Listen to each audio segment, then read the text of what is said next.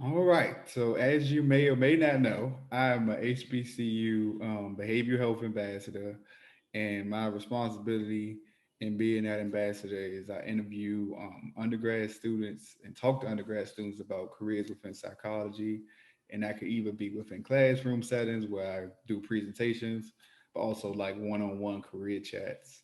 But this segment today is about interviewing somebody that's in the field that does the work. And I have Jen Wiggins with me today.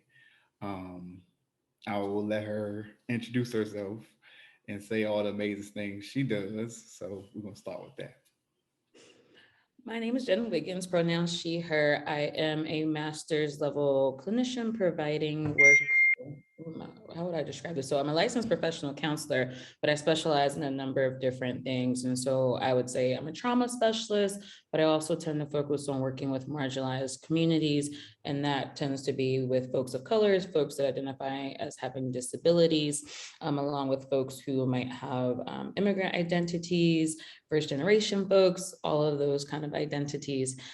For my full-time job, I work at the National Institutes of Health doing wellness advising. And in that capacity, I meet with scientists who are in different training levels, whether they are post-baccalaureates, graduate students, or postdoctoral students who are training at the NIH. And so I do wellness advising individually in a group setting, or even across the country doing national trainings on what wellness looks like in the biomedical research field. Outside of that, I also run a small private practice that is based in the DC area, in which I focus on serving marginalized communities, folks who are typically in their earlier developmental years of adulthood, who are working to deal with things like anxiety, depression, PTSD, or even kind of like job growth and dealing with racism or bias within the workplace. Yes, and that is all amazing work. And I'm happy to see that it's being done and that it is there because there's so much that's needed in the areas that you spoke about. And I'm just happy that you came to the interview today and being able to discuss some of your experiences. So I noticed you have a lot of focus with areas as it deals with systems of oppression, whether that be racism, sexism, some of these economic, financial pressures, or even gender-related things, sexuality-related things. I wanted to know when you entered the professional field, was that a source of motivation for you? So I think that when I entered the field, I really didn't know, right? I came from, inner city, low income family, and I was kind of conditioned to be like, okay, how can I help people? And when I was in undergrad, I did a placement in the school setting, I did a placement in a comprehensive treatment hospital. And what I realized was that folks didn't have resources, right? They're experiencing mental health challenges and they don't know how to navigate systems, or the systems aren't built up for them to navigate. And so when I started to do community work, I was like, oh, like, this works for me. Like, these people look like me, they come from places I come from. And so how do we take a look at some of these systems, allow them to build tools? And that kind of made my foundation of like, oh, this is what I was meant to do. But then I started to see things. You realize that some of the trauma that people experience within their personal lives or in institutions really does shape how they are able to engage with their mental health and wellness. And so I realized I wanted to specialize in trauma because I do think that there's a lot of things that are rooted in trauma that really impact how we are able to flourish or how we're able to thrive. And from being in the community, I decided to go to work in higher education and ended up working at Georgetown. And that was the first time I was in the predominantly white space working as a provider. And that was when I was like, oh, my specialty is actually serving those in the margin. And so I had to understand what that looks like on a college campus. I had to understand what this community outreach looked like. How do we get folks of color? How do we meet the needs of folks who might be in the LGBTQ community? How do we deal with people who come to college with trauma? And that was when it really struck me like, oh, this is my passion area. This is my expertise. I want to dig into this area specifically. Yeah, yeah. And just a testament from the stuff that I know, you have impacted lives of so many people doing that. At Georgetown, it was go to Jim Wiggins, Jim Wiggins, Jim Wiggins. That was it. Um, I wanted to ask, what is the most like significant thing on that journey that you would say like you have noted like one thing that was significant when you first entered the field and then now? Because I know sometimes when you first get into things, you're like, this is the most passionate and the most greatest thing I've experienced. And then you do it for X amount of years and you just might be like, that's different now. So what is one of them things that you could say? Or maybe multiple things. It don't have to be one. I think what I learned is that there are a lot of ways to take, your work as a counselor or a therapist or a social worker and impact communities. I think when I started, it was always going to be about the individual relationship, the work that I could do one-on-one with people. And yes, that does have a greater impact. But what I found across the spectrum of my journey, we can actually have the power to make institutional change, community change, structural change, right? Through the work of doing programming or outreach or figuring out how individuals can then go and take back to their communities or take back to their home spaces to really grow and learn others. And so really that transition from the one-on-one individual relationship that has a lot of power, but also recognizing we can also do this wellness work, change narratives, build wellness for communities on a larger scale. Right. So seeing like that ripple effect that happens Mhm. among communities, whether it be, well, you start with the individual and then it may branch out to something much more strategic or something you probably never could have even imagined. Definitely, I agree with that point. Um, Talk to me about your educational experiences. I notice that when a lot of people enter the social work or counseling field, is not what they think it is education wise. So if you could walk us through that journey for you and what was that like? Because I know a lot of people have some stories that maybe not as unfavorable, I mean not favorable, or they would consider terrible, and some people have more high points where they think like, oh, this was just the best part of my educational journey. Could you talk to us more about that? I'll start with the educational component in regards to the more traditional academic setting. Mhm. When I was in undergrad, I went in elementary education. I knew that I was going to be an elementary school teacher, and I took my first psych course. And the teacher starts off like, "Oh, after you take this class, you'll change your major." And I'm like, "What is this? Lady's ridiculous. I'm going to be a teacher." And then after the class, I'm like, "Oh, I need to change my major." The biggest hurdle that I faced in the beginning was explaining to my family, what does it mean for me to change my major to psychology? Mhm. Education felt really practical. They knew that I would graduate and start working immediately. Where in psychology, I knew that I was going to have to go to graduate school. And being a first gen college student, I would be the first in my family to make the decision to go to graduate school. And so it felt very foreign for my family. And so after much convincing and explaining, I got my mom on board and she's like, okay, I don't quite understand it, but you're going to do what you're going to do. And so, I continued on this trajectory of, okay, I'm majoring in psychology. I don't know what that really means concretely. And it really meant that I needed to find mentorship to help me hone that. And the people who I had already built relationships with, they didn't quite know. And so they're like, oh, do these internships. And I Mhm. found myself at internship placements where I'm like, in the moment, I was like, I know I don't want to do this. I don't know how this is going to help me discern. Yeah. But then when you go to process those internship experiences, I was able to start to weave the web, and that level of unknowing in the academic setting can be really pressured. Like it's a lot of pressure when it's like, okay, now I need to apply to graduate school. What program do I want? And Mhm. so I knew that I needed those experiences to help weave that web for my direction. And then, I ended up in graduate school at another predominantly white institution.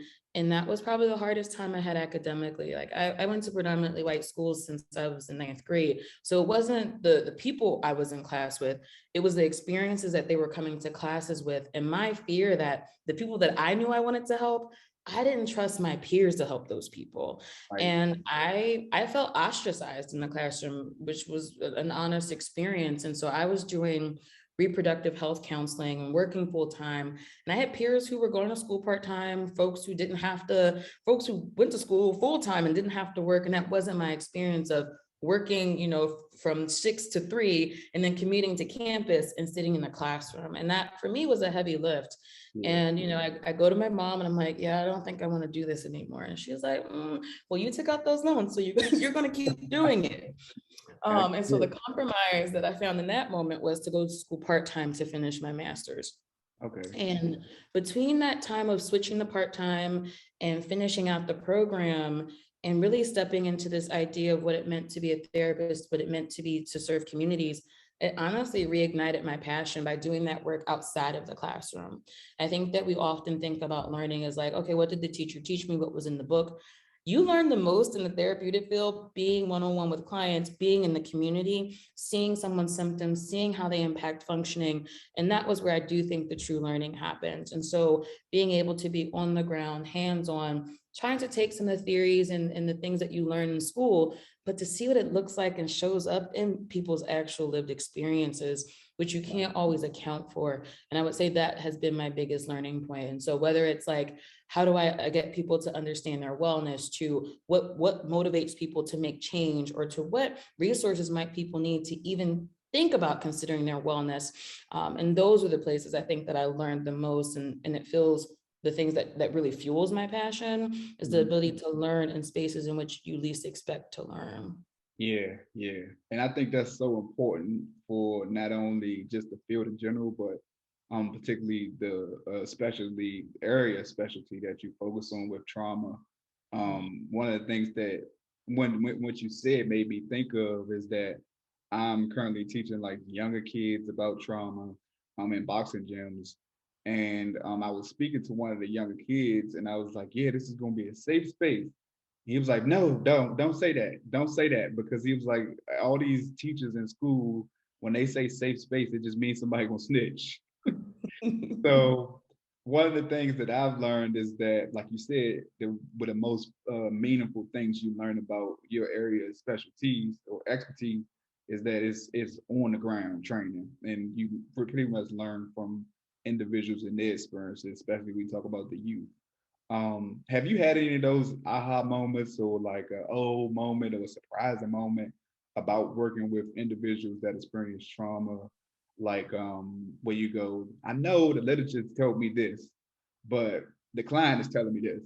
And this is a situation where I may need to be more flexible with my approach, or I may need to be more applicative to a person's situation. Did you ever have those experiences just throughout your career? I think plenty of them, right? And, Yeah. and that's the moment like, which one do I actually choose? Right. But what comes to mind the most is when I was working in the community mental health organization, in which all the clients were eligible for Medicare or Medicaid. So low income community folks facing a number of challenges, whether it's fiscal or emotional or environmental safety needs. And when you think about the high level of need they had versus us therapists who were serving them, we were all fresh out of our master programs, right? And so not to say we were like not great, not great trainees, right? Yeah. But it was the fact that we were the most under-resourced population serving the most under-resourced population. Right. And within that, I'm like, oh, like I want to go out and use this technique and use this theory. And people are like, I'm facing housing instability and food insecurity. And so it made me think back to like Maslow's hierarchy of needs, where, yes, this person might have a treatment plan that's saying we're working on these activities to help with their anxiety or their depression or medication compliance. But if I don't know where my next meal is coming from, if my utilities are about to be cut off, if I'm having legal troubles, no one's going to sit down and be like, okay, let's refer back to my treatment plan. And no, I didn't get the journal. And no, I forgot all about the homework. And yes, I missed my appointment. Please don't discharge me. Right. And that was the moment where you have to see the people that you're working with and know that you're working with them and not for the system that they are a part of, and being able to differentiate that. But there are plenty of moments where I was like, that is a really good point. Right. Like, Mhm. oh, how do I fill out this form to help advocate for you so that your utilities will get cut back on, or that they won't be turned off altogether? And that moment in which, as a professional counselor, we don't have some of the social work training pieces. So me understanding the social work system to give people the resources. So finding that flexibility, not just with the differentiation between what does it mean to like look at a treatment plan versus who's in front of you, but also how do I have to push myself to have the resources to help the people so they can even get back to the point of taking a look at their treatment plans. Yeah, yeah. And that's I think that's the ongoing work that needs to be done, like interweaving those things, and then also having supervisors and people over you having that willingness to see that, because a lot of times it can happen one on one with therapist and client, but communicating it to a supervisor or something over you could be a whole different story. Um, my last and final question would be, what is like one word of advice or word of encouragement you would give to somebody that's aspiring to come up in the counseling field? It could be maybe a recommendation or something in hindsight you look back on is like, I wish I would have done that differently. What is that one thing, or it could be more than one thing because I don't know your experiences, but what is that something that you would share with an individual aspiring in the field? I think the first thing I would share is, you have a place no matter what the system tells you. And so when you are in the academic settings, when you are in the workplace settings, you're going to experience things that might indicate otherwise, right? Whether it is a supervisor who doesn't understand your clinical style, or if it is a supervisor who intrinsically does not believe in the same values as you, or having peers in your classroom that you're like, I don't know if this is like someone that can be my contemporary and that I can learn and grow with. You will have those moments, but it's important to take the time to find the people that can be a part of your tribe that can help carry you along that journey, because it's not meant to be easy. But I think coming out on the other side is like, the representation matters. We hear that all the time. But when I think back to like Georgetown, as many people as we had on campus, I remember when I first started, there was only 2 other clinicians of color on campus. Wow. And we were all trying to do work together or work in our silos and our specialties, and we mattered to students. And that's the thing that I will always be appreciative for my time at Georgetown, where I was able to see the impact that we can have on greater communities, not just our own but other people, and being able to show up in that space in which you can thrive and grow and give back in a way that feels unique to your experience is important. I think the thing that I learned maybe later than I wish, it's okay to ask for help. I think, coming from especially the Black community, help seeking behaviors aren't things that we're naturally inclined to. And whether that's because we have been doing it and people have told us we've been resilient, or we don't know what the questions are that we actually want to ask, but being able to say, like, and there is strength in asking for help and seeking out resources, because to the point that I just made, those challenges that you face will only be, you'll be able to flourish through the challenge to face adversity if you're able to get the support that you need and deserve. Yeah, yeah. And I think definitely I couldn't have said it better. That is a big thing, especially within like a helping field or in the helping profession. So the assumption is that you're supposed to provide the help, not I need the help. But the thing that I've been looking back on is like is somebody said it's courage and humility and strength and vulnerability. Mhm. So like just remembering that and centering that at the conversation. So that is a big thing. Um, well, thank you for You're participating in welcome. the interview. And if anybody has any further questions or comments in regards to this interview, you can feel free to contact me or HBCUK's organization. This has been a wonderful interview, not only because knowledge was shared, but also things that people can go out there and put into practice. So I think that's very important. And thank you very much.